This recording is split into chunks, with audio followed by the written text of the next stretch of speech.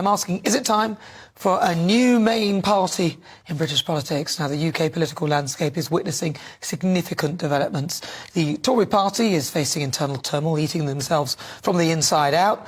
Rishi Sunak pushing ahead with the Rwanda policy that apparently, if he just made a few amendments, could have got it through the Supreme Court. But unfortunately, it was ruled unlawful. We've also seen Lord Cameron make a return, a dinosaur. I mean, bless his heart, but really, seriously, he created Brexit and then ran away, didn't he? The Labour Party also struggling to call for a ceasefire in Gaza. You've seen the turmoil within their party. I wonder how Keir Starmer hopes to lead the country when he's struggling to lead his own party. Then over in Scotland, lots of money troubles for the SNP and, of course, the good old Lib Dems. Don't get me started on them. Even in Northern Ireland, you've got Stormont who aren't sitting. It's so many things going on. So for this hour's Great British Debate, I'm asking, is it time for a new main party in British politics? Well, I'm joined now by Ben Habib. He's Deputy Leader for Reform UK. Dr Philip Kisley, cultural historian. Roger Giwalt, former advisor to the Bank of England. I've missed somebody. Who's missing from my list? Is that 4 people? There's somebody else there. That's everybody. All right, well, I'll start with you. Roger, please start first. What do you think?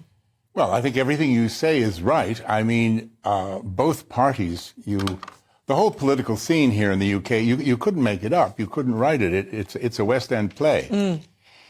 And what will happen, I don't know. But, Rishi is certainly backtracking on all sorts of things. The statements from Chancellor Hunt over and over that we don't have the money for the tax cuts. I have been saying for many months that we do, since last November when he said there was a £55 billion black hole, which I didn't believe. Of course we have the money for tax cuts, and I always said they would come just before, general election time came up.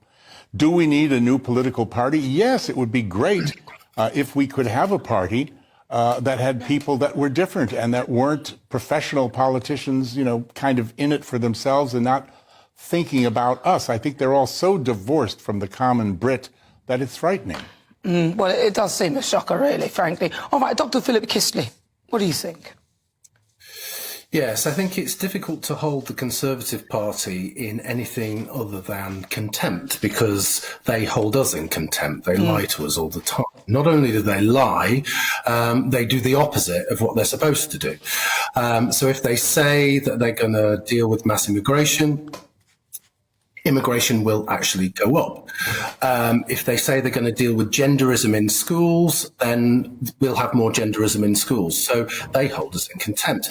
There is space for a new major party. There desperately needs to be a major party. There needs to be conviction politics. There needs to be a party that deals with culture, the big issues, which are cultural issues, and we don't have a major party doing that at the moment. We have a couple of smaller parties doing that. We have the SDP and we have Reform here, but we need those parties to step up and gain confidence and be bigger. Because it just seems a bit of a mess. Jerry Hayes, sorry I didn't mention you, Jerry. Jerry, you're there. Jerry, what are your thoughts on this? Well, it depends what happens at the general election. It looks at the moment like the Tories are going to be in trouble at the general election. And then we get someone like Suella Braverman who's leading the... I'm getting terrible feedback here. I don't think I'm meant to be. Just keep talking. We can hear you, Jerry. Don't worry. That's all right.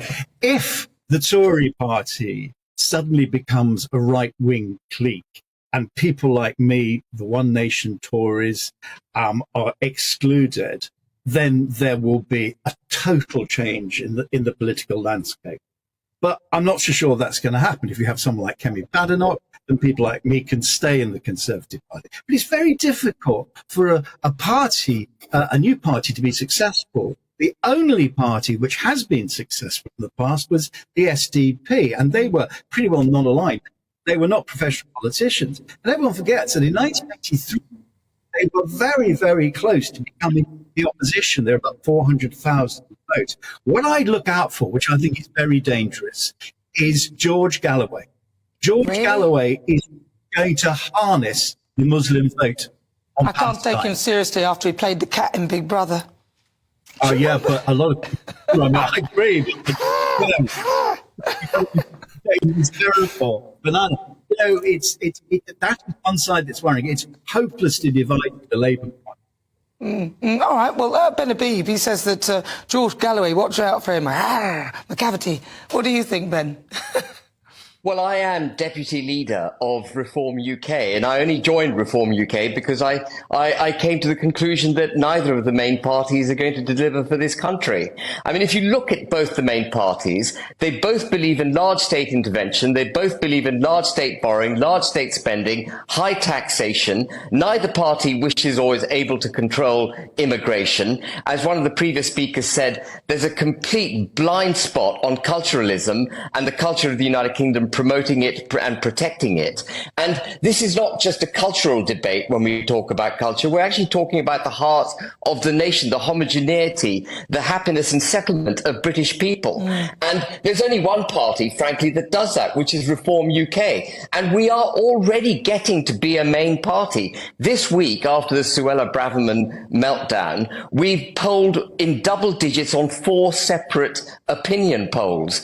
And so we're going to present a real threat to the Conservative Party, a real threat to the Labour Party in the next election, and we are going to deliver policies which will economically charge the United Kingdom and protect the cultural integrity of it. One of the things that Suella Braverman said that was so right was that this country is facing an existential threat, and we've been taken there by the Labour Party, followed by the Conservative Party. They've had their day. They need to get out of the way and let people like me, who are not professional politicians, but are in it because of conviction, show the way. Reform UK is the next main party. You would say that, though, Ben, with all respect. Of course I would. Well, of course you're going to say that. You're not going to say something else.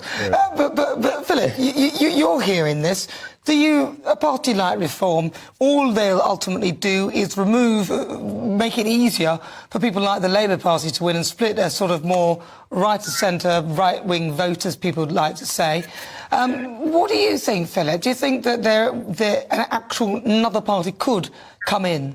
No.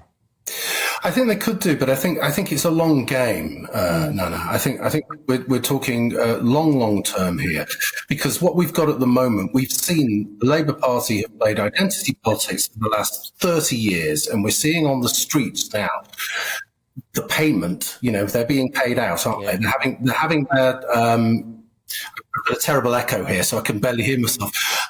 They're having their MPs being attacked almost on the streets. Okay, they're having mobs going right into where their offices are. It's terrible, but that's where we are. We are not, in all reality, going to have as much as I want reform to really stand up and be counted.